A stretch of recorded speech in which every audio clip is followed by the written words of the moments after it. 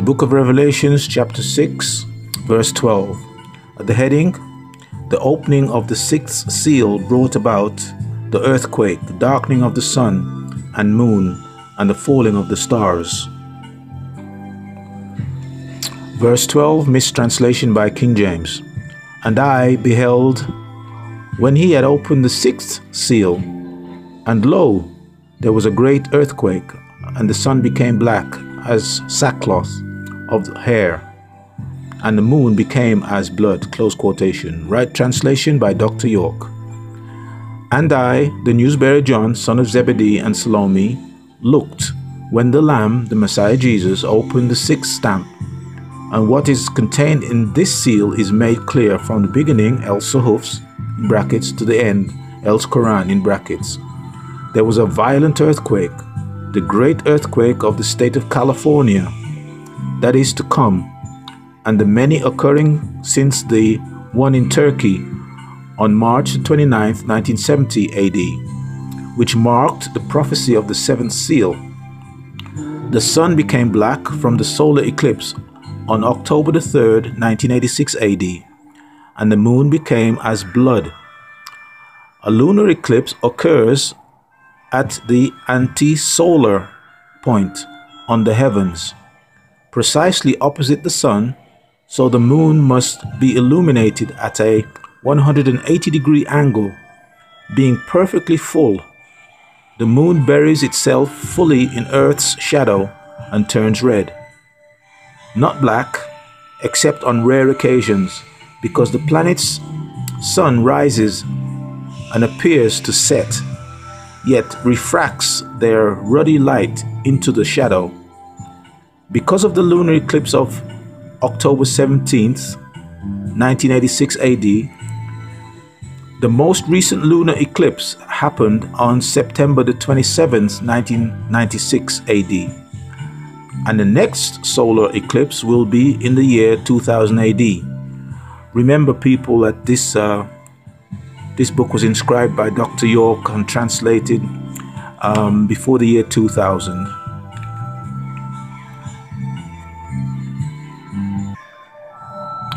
Verse 13, mistranslation in King James Version. And the stars of heaven fell unto the earth, even as a fig tree casteth her untimely figs, when she is shaken of a mighty wind. Close quotation. Right translation by Dr. York.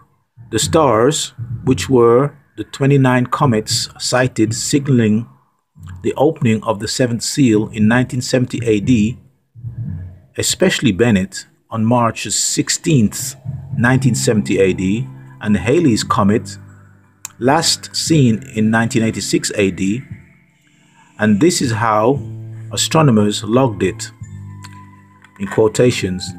The year 1970 was a record year. There were 29 comets observed. There were 5 new near parabolic and 2 new periodic comets, 11 recoveries of periodic comets, 2 comets from 1968 and 1969. 4 of these comets were naked eye objects. 1970 will be remembered for a spectacular object called Bennett 1970. Dr. York continued to write. That's end of quotation from some newspaper clipping. Dr. York continues. Since the sighting of these comets, there had been steady decline in world conditions. Major comets are listed here. Tycho Brahe in 1577, Biela in 1772, Encke in 1786, Donati in 1858, Humasson in 1961, Ikea Seki in 1965, Bennett in 1970, and Halley's Comet in 1986. I will continue with this verse, but at the bottom of this page Dr. York is giving some clarification as a footnote of what's been spoken of here. He writes, the true story of Bennett. We arrived in 1970 AD. That includes Dr. York and the beings that incarnate in him.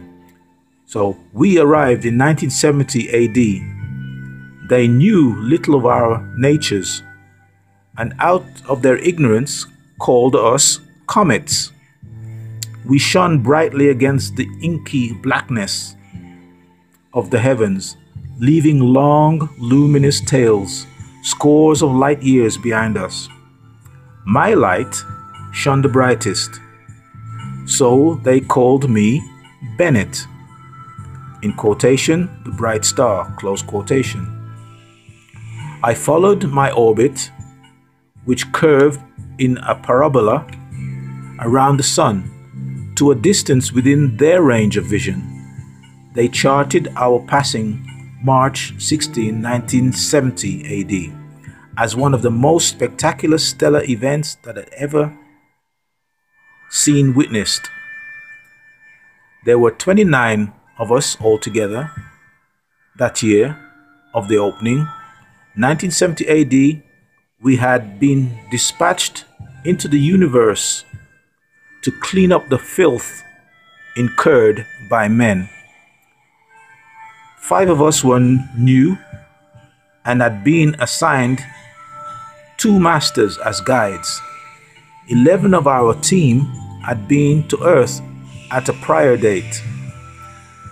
As a pre-visual to me, there were 2 others who had made the journey 2 years before in 1968 AD. And another 8 who had come in 1969 AD. And then there was 1 more. Of the 29 of us, only 4 were destined to be seen by the eyes of men. The rest would pass unnoticed, carrying out the command, doing a very necessary job. I hope you're all listening, people. This is the day and time. Okay, let's continue reading the list of those comets listed by Dr. York here. Great Comet in 1882, Tunguska in 1908, and Hayataki in 1995. Bombs, missiles, and large shells of the wars such as Vietnam, Lebanon, Grenada, Iran, Iraq, Bosnia fell from the Orion skies like figs falling from the unripe tree. The newsbearer John also saw this unripe tree shaken by a mighty wind, describing a natural disaster such as a hurricane, cyclones, tidal waves, or a tornadoes, etc. Verse 14.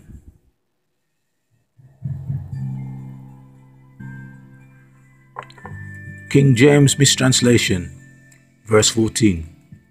And the heaven departed as a scroll when it is rolled together, and every mountain and island were moved out of their places, close quotation.